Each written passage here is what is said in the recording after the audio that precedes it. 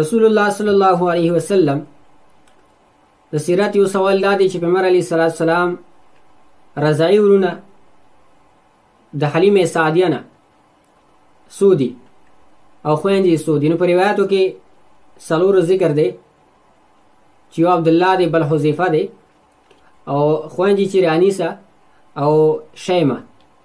دا څلور ذکر دی په روایتو کې چې دا د پیغمبر علیه الصلاۃ والسلام د حلیمه سعدیه په تعلق سره وړونه او خویندې دي رضاعي.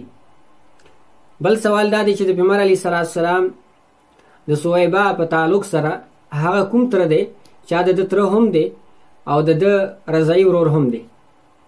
جواب دا دی چې سیدنا امیر حمزه رضی الله تعالی عنہ د پیغمبر علیه الصلاۃ والسلام تر هم دی او د پیغمبر علیه الصلاۃ والسلام رضاعي ورور هم دی، ځکه چې دې دواړو ته حضرت صهیبه شودې ورکړي دي.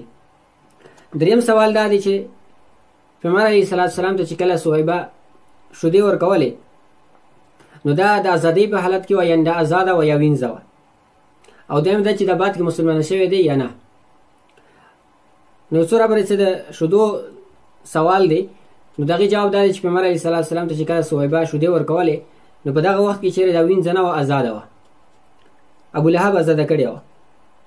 او د اسلام په باره کې چې هغه اختلاف دی، بعض محدثین فرمایي چې دا مسلمانه شوی دی او بعض محدثین فرمایي چې نه مسلمانه شوی نه دی.